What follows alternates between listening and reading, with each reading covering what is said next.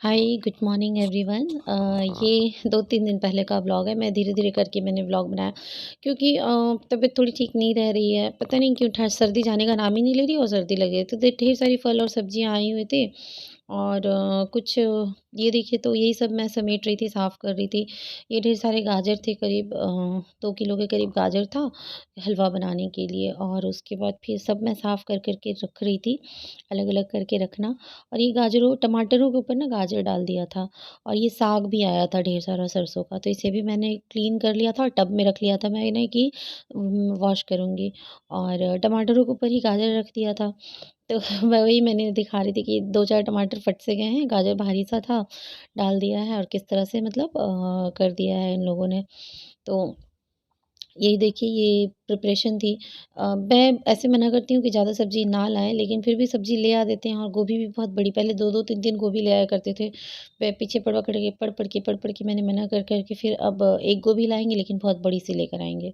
तो ये सब वही मैं सोच रही थी कि मैं कैसे ख़त्म करूँगी सब्ज़ियाँ, और बड़बड़ा भी रही थी साथ में कि इतनी सारी सब्ज़ियाँ ख़त्म कैसे होंगी। तो पहले तो मेड थी तो चलो वो ले जाया करती थी या ऐसा कुछ होता था, तो वही सब अभी क्लीन कर रही थी मैं। और उसके बाद देखिए साग को अच्छे से धोकर और फिर मैंने बॉयल होने, साग बहुत सारा था, तो ये 2 बार में हुआ था। एक बार वो थोड़ा बॉयल होके नीचे हो गया था और उसके बाद फिर ये था। और ये गाजर को भी छील के मैंने फिर देखिए अच्छे से धो लिया था। अब इसे हमें घिसना था। हाय। फिर से पीछे गंजी दिख रहा है। यहाँ मैं कर रही हूँ दूध बॉयल। ये देखिए बड़े गमले में है, ये 3.5 लीटर से ज़्यादा दूध था। ये बॉयल हो के भी बहुत कम हो गया है। और वहाँ दूध के साथ ही मैंने बड़े कुकर में जो गाजर मैंने किसा था ना, उतना सारा, वो 3 किलो के करीब गाजर थे। और मावा भी मैंने मंगाया है, इसलिए दूध बहुत ज़्यादा, 5-6 लीटर दूध तो मैं नहीं डालूंगी, उतना सुखाना भी पड़ता है। और ये देखिए दिखाओ दिखाओ ये इसके फ्रेंड्स ने इसे गिफ्ट दिया है। मैं बताऊंगी क्यों गिफ्ट दिया है जाओ। तो बस वही है, ये इधर गाजर का हलवा बन रहा है और दूध उसके लिए ही मैं मतलब इसे सिम सिम आंच पर ये कर रही हूँ। और टाना हम लोग बोलते हैं, गाढ़ा करना। और ये साग मेरा बॉयल हो गया था, ये देखिए साग हो गया था बॉयल। और साग को घोटने के लिए मैंने बहुत, ये देखिए मिक्सी के जार में मैंने डालकर, ये देखिए थोड़ा सा, बस थोड़ा सा इसे चला चला सा लिया है। कोई बहुत फाइन पेस्ट नहीं बनाना है, फाइन पेस्ट नहीं बनाएंगे। और साग को तड़का लगाने के लिए ये देखिए मैंने लहसुन भी छील लिया है और 4 बड़े बड़े प्याज भी छील कर रख लिए हैं। अब इसमें अदरक और टमाटर और धनिया पत्ते भी लगे। तो तड़का लगाते हुए मैं दिखाती हूँ। इतनी प्रिपरेशन तो मैंने दिखा दिया, बाकी तड़का लगाते हुए मैं दिखाती हूँ, ठीक है। और हलवा तो अपना बन रहा है, तो चलिए बाकी की चीज़ें शुरू करते हैं। साग बॉयल हो जाता है ना, तो फिर साग में मैंने 2 चम्मच के करीब बेसन को घोलकर और डालकर उसे मैंने जब मिक्सी में हल्का-सा घोट लिया था ना, तो उसे फिर मैं और अच्छे से पकाती हूँ और उसके तड़का लगाती हूँ। तो तड़का के लिए मैंने दिखाया ना कि 4 प्याज़ थे और लहसुन और हरी मिर्च और अदरक अच्छे से मैंने चॉपर में चॉप कर लिया। और उसके बाद ये चारों प्याज़ को मैंने 2 बार में देखिए अच्छे से फिर अच्छा लाल सुनहरा होने तक प्याज़ को भुने। जब प्याज़, अदरक, लहसुन, मिर्च सब अपना फ्लेवर अच्छे से छोड़ देते हैं, वो देखिए उधर गाजर बॉयल हो रहा है दूध के साथ, घिस कर मैंने डाल दिया था बॉयल होने के लिए। उसके लिए 6-7 बड़े-बड़े टमाटर थे, उसे भी मैंने काट लिया था। अभी के टमाटर अच्छे थोड़े खट्टे-मीठे रसीले होते हैं ना, फिर उसके बाद पकने के लिए छोड़ देंगे। टमाटर डालने के बाद मैं हल्दी और नमक डालती हूँ ताकि टमाटर गल जाएँ। और फिर टमाटर जब गल जाते हैं, ये देखिए तो तेल अपने आप साइड से छोड़ने लगता है। जब साइडों से तेल छोड़ने लगे ना, तो ये देखिए जो साग मैंने बॉयल करके बेसन डालकर घोट कर ये किया था, कितना चिकना सा हो गया ना बिल्कुल ही, तो बहुत अच्छा लगता है। उसके बाद इसे डाल दें और डालकर अच्छे से 10 मिनट तक फिर मैं ढक-ढक कर इसे पका लूँगी। तो ढक-ढक कर पकाने के बाद इसमें पूरे अच्छे तरह से सब पूरी मतलब हर चीज़ लहसुन, मिर्च, टमाटर सबका फ्लेवर अच्छे से साग में आ जाता है। और ये देखिए साग बनकर किस तरह से रेडी हो जाता है। तो ये इस तरह से एकदम बढ़िया सा गला हुआ सा साग बनकर रेडी हो गया। अब इसमें घी डालकर रोटी के साथ खाइए, मक्के की रोटी के साथ या प्लेन रोटी के साथ, जो कि बहुत अच्छा है। तो ये थी आज की मेरी रेसिपी। अब आगे मैं आप लोगों से कुछ बात करना चाहती हूँ। हेलो। कल भी व्लॉग नहीं आया और आज भी एक्चुअली बहुत थकान सी हो रही है और तबीयत उतनी ठीक नहीं। और ठंड हमारे यहाँ बहुत बहुत बड़ी है। पता नहीं क्यों ठंड कम होने का नाम ही नहीं ले रही। आप लोग के यहाँ भी ऐसा है क्या, ठंड कम होने का नाम नहीं ले रही है?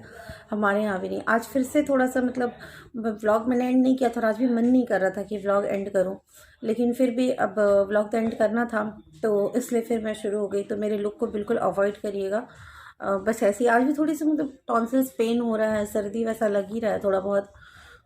सुबह सुबह उठ जा रही हूँ जिस वजह से, और क्यों सुबह उठ रही हूँ ये भी बताऊँगी मैं, कारण है सुबह जल्दी उठने का, तो वो कुछ दिन के बाद बताऊँगी, ठीक है।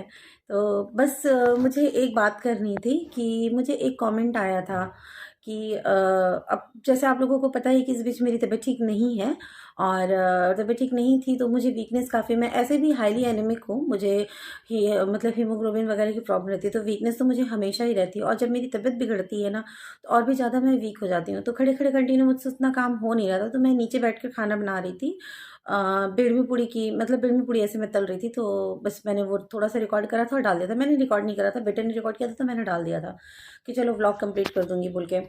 तो मुझे इसमें एक कमेंट आया था, शायद सुनीता नाम था उनका, तो उन्होंने मुझे कमेंट किया था सुनीता जी ने कि कैसे नीचे बैठ कर खाना बना रही हूँ। देखिए हाथ भी पूरे सीधे बहुत देर तक रखा नहीं जा रहा, जबकि 1 मिनट ही भी हुए हैं, कि कैसे नीचे बैठ कर खाना बना रही हो, गंवार हो बिल्कुल, फूहड़ कहीं की, इस तरह से मुझे कमेंट आया था। तो उन्हें मेरी 2 बहुत प्यारी फ्रेंड्स हैं, प्रियंका जी एंड दीपा जी, उन दोनों ने अच्छे से उन्हें जवाब दे दिया था। लेकिन फिर भी मैं सोच रही थी कि मैं ना बोलूँ, लेकिन मेरे को बोलना था कि जब रिएक्शंस मैं देती थी, दूसरों पर बोलती थी, तो मैं खुद के लिए क्यों ना बोलूँ, मैं खुद के लिए तो बोलूँगी ना। तो बस इसीलिए मैंने सोचा कि मैं आज बोलती हूँ। तो मैं ये पूछना चाहती हूँ सुनीता जी से, नीचे बैठकर खाना बनाना गंवारपना और फूहड़पना कब से हो गया? हमारे देश में, भारत में 70% जनता आज भी गाँवों में रहती है, और वहाँ लोग बैठकर ही खाना बनाते हैं। तो क्या वो गँवार है? जबकि आप देख लीजिए कि हमारे शहरों के व्लॉग्स पे उतने व्यूज़ नहीं है, पर रूरल वीडियोज़ जो होते हैं उन पर व्यूज़ बहुत ज़्यादा होते हैं, क्योंकि लोग देखना पसंद करते हैं, उस तरह से खाना बनाना, देखना, ये सब कुछ पसंद करते हैं। मतलब गाँव का कल्चर लोग पसंद करते हैं। तो फिर उसमें गँवार थोड़ी ना, उन लोगों को देखना अच्छा लगता है, क्योंकि वो सब कुछ आजकल देखने को मिलता नहीं है। और मेरी तो तबीयत ठीक नहीं थी, इस वजह से मैं नीचे बैठी हुई थी। पर अगर आपको ये खराब लग रहा है और ये गँवारपंती लग रहा है, तो भैया मैं तो रोज़ नीचे बैठकर खाना बनाऊँगी। एक तो आराम से बैठे-बैठे मेरा खाना भी बन जाएगा, मुझे ज़्यादा भाग-दौड़ करना भी नहीं पड़ेगा। एक साथ सारा सामान लेके नीचे बैठ गई, खाना बना लिया, उठ गई, उसके बाद फिर उठाकर सब ऊपर रख दिया। तो एक तो ये मेरा काम हो जाएगा।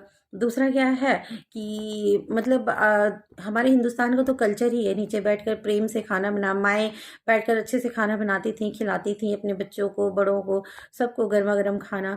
तो ये तो मुझे इसमें कोई बुराई नहीं लगी, और मुझे लगता है कि अगर ये करके मैं गँवार दिखती हूँ तो मैं अच्छी हूँ, मुझे कोई दिक्कत नहीं है, मैं ऐसे ही ठीक हूँ। और इस तरह से मतलब मेरे को अच्छा नहीं लगा आपका कमेंट। और फूहड़ बिल्कुल नहीं हूँ मैं, मैंने साफ से खाना बनाया था, इधर-उधर खाना बिखेर के बिल्कुल नहीं बनाया था, जो आपने ऐसे बोला था। तो ख़ैर कोई बात नहीं, आज आपकी जैसी सोच, बट इस तरह के वीडियोज़ और मैं लेकर आऊँगी, ये मैंने डिसाइड कर लिया है, क्योंकि ऐसे ही अभी ठंड कम नहीं हो रही है, खड़े-खड़े खाना बनाओ तो पैरों में थोड़ी ठंडी तो लगती ही है। बैठकर आराम से बनाऊँगी, तो मुझे आराम से खाना भी बन जाएगा और सब चीज़ हो जाएगा। और बैठकर खाना बनाना तो हमारा कल्चर ही है, हमारी दादी, नानी ये सब तो बैठकर ही खाना बना दिया करती थीं, तो थोड़ी ना कोई गँवार है। मेरी नानी तो बहुत अच्छे घर की है, बहुत पढ़ी-लिखी है, और दादी भी मेरी, तो दादी तो ख़ैर अभी नहीं है, पर नानी है, तो मैं मिलवा भी दूँगी और कितने अच्छे से। लेकिन तो मुझे बिल्कुल भी बुरा नहीं लगा, और चलिए ठीक है, अब करती हूँ मैं इस व्लॉग का एंड, और मिलूँगी नेक्स्ट व्लॉग में, और प्रे करिए कि मेरी तबीयत ख़राब ना हो बस। और आराम से रहूँ, और मैं फिर आगे वीडियो लाती रहूँ। तो प्लीज़ इस तरह के कमेंट ना करिएगा, ठीक है? दोबारा आएगा तो मैं आपको व्लॉग कर दूँगी, ब्लॉग। चलिए मिलते हैं नेक्स्ट वीडियो में। प्लीज़ वीडियो अच्छी लगी तो वीडियो को लाइक कीजिएगा, नहीं अच्छी लगी तो भी डिसलाइक कर दीजिएगा, लेकिन चैनल को सब्सक्राइब ज़रूर कीजिएगा और मुझे सपोर्ट करते रहिएगा।